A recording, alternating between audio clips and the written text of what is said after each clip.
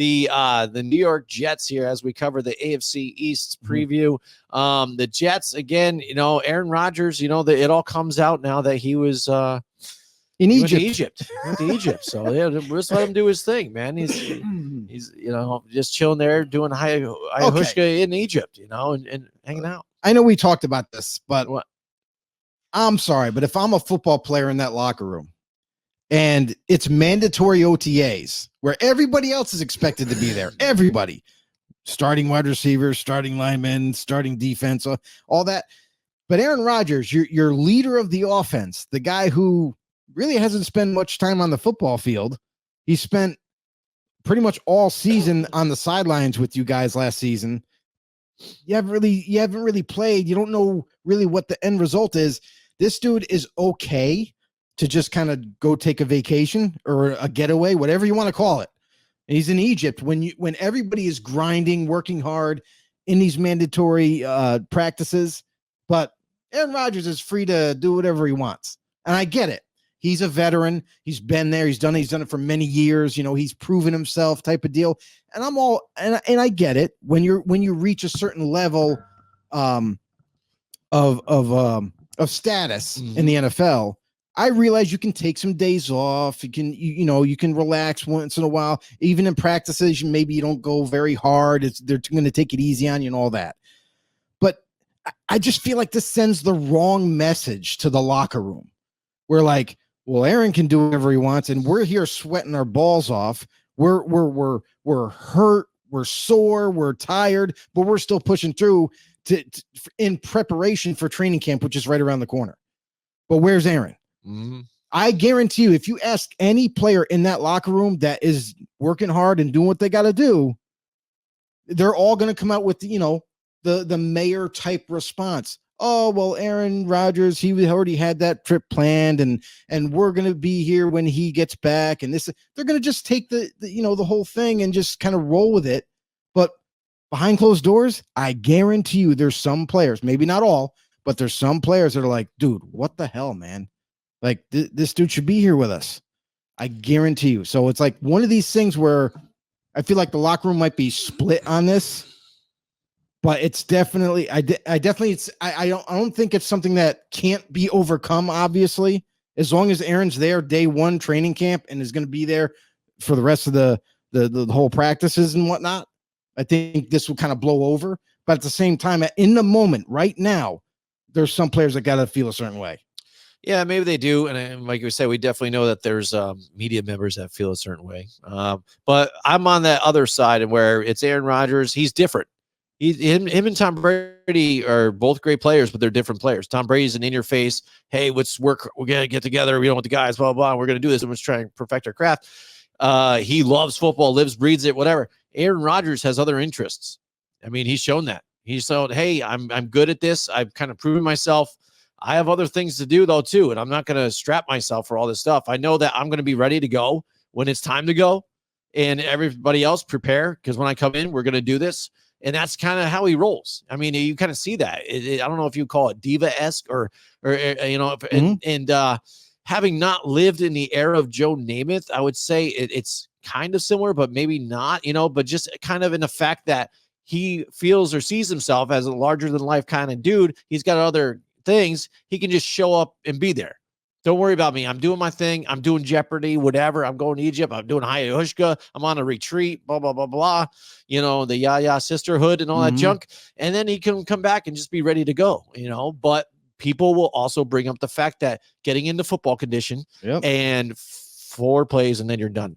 And that's where it's always going to come down to. So I think people, when the season gets going, they're going to count the snaps, and if he makes it past 4, they're gonna be like, crowd's gonna erupt. Okay, yeah, we did this. Okay, standing ovation. Okay, all right. So it's already better than last year. And then the very next play. But so I think that's the way to look at that one, and just that's what it is. He's just different. But analyzing this team, I think they just made steps to get better too. On top of it. They trimmed some fat here, but then they also added people.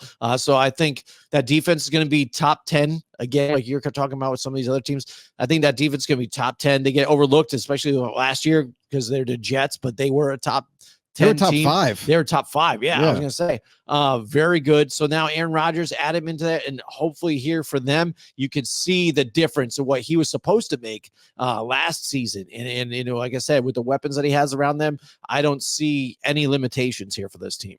Yeah. So I'm going to stay with the defense here. Sure. You know who is in a contract year in essence is Jermaine Johnson, who was drafted in the first round in 2022 and still hasn't been able to kind of make a big leap like the Jets were hoping for it. So I definitely look for him to kind of step his game up this year. You got to stay healthy. You got to stay on the field. You know, the best ability is availability, and that goes for any player that is deemed as a starter. He needs to stay on that football field. He needs to prove that he is a very good pass rusher, can get close to double digits, if not double digits, and make it a big impact on this team, because they lost a player to the Eagles, you know, and Bryce Huff, who was one of the better pass rushers, who kind of went under the radar last year, but he made a huge impact. Now the Jets are looking for the same in Johnson this upcoming season. They managed to bring over Javon Kinlaw to kind of fill in this D tackle position where they were lacking, who they're hoping that they can get a little bit more out of Kinlaw than what the Niners were able to do, because he's been lackluster since he's been drafted. He's been injured. Another guy that needs to prove himself. Quinion Williams, we don't need to really talk about him. He's an amazing battering ram of a D tackle. He's going to blow up your offensive line. You know, Hassan Reddick, who they brought over from Philly, that's another pass rusher who's already proven, been there, done that, and so forth. Their linebacking core is kind of underrated. There's definitely guys like Quincy Williams. We all know CJ Mosley and how good he's been, but he's aging. Yeah. So after the season, I could definitely see the Jets kind of focus in on adding to that linebacking position via draft to try to find the next really good linebacker for them. Other than that, you look at their secondary has been amazing. Like, it really has. Tony Adams, Chuck Clark comes over from Baltimore. They even have Ashton Davis, who they really do like, but he's going to be in that backup role. So they got plenty of depth in that safety position. The cornerbacks with Sauce Gardner locked down, DJ Reed from Seattle, another really good corner there. I really like what this defense is and has. I think they have tremendous potential to become yet again one of those better defenses this year. But also the offense is where they made their big strides this offseason. They're hoping Rodgers stays healthy, obviously, for the whole year, not just a few snaps. But man, when you've recreated this offensive line, basically just overhauled it, you've improved it. Now people are going to kind of point their fingers at Tyron Smith coming over here, who's getting up there in age, has a bad back, has been severely injured year in and year out. They paid the man $20 million for 1 year, which is starting money, obviously. And it is only a 1 year deal. So it's kind of like a rental. They did draft Olu Fashanu, who I really do like. I think he's going to develop into a very good tackle in the NFL. Right now, he's seen as one of the more polished pass blocking offensive tackles, but really needs to work on his run blocking. And that's why they brought in Tyron Smith, just to kind of help him develop. And also in an emergency, Olu's going to fill that role if Smith does get hurt. John Simpson coming over from Baltimore. That's a huge addition for them at guard. Elijah Tucker, all Jets fans know his name. He can play right guard, right tackle. He also plays the left side. He's an amazing player, but again, another guy who's been injured. He's got to prove that he can stay healthy this year. Morgan Moses comes over to lock down that right tackle spot. Joe Tippmann in 2023, and it was drafted in the second round, and he's going to be filling that role as a starting center there for them. I think this offensive line not only just got better, but there's no real weakness now. And Aaron Rodgers can be more comfortable in the pocket, can take his time a little bit longer than last time. And he's going to be able to kind of distribute the football the way they need to attack. And then when you look at what they've done in the receiving category, they've added more players. Guys like Mike Williams, formerly of the Chargers, a big body type wide receiver who's going to be a very good. I feel like him and Aaron are once they get on the same page, that's going to be one of his favorite targets, let alone Garrett Wilson. Garrett Wilson already a favorite of his. But now you add Mike Williams, and you already have Alan Lazar there. You already have Jason Brownlee, who I think is going to develop into a good wide receiver there. But here's a guy that I want to keep an eye on this year. He is a rookie in Malachi Corley, who I think is going to not only carve a big number of snaps out this season, but he's going to be a difference maker for them in the slot. This guy is a very, very good, quick, fast wide receiver.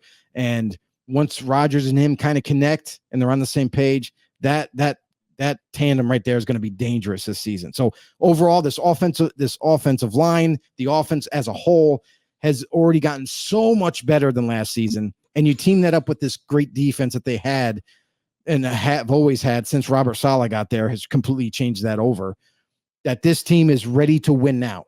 And that's really the whole purpose of them bringing in Rodgers a couple years ago, as they want to win now. So this is the season. Rodgers is healthy. Again, we don't know how long after this year. Will Rodgers still play another year? Right. Will he retire?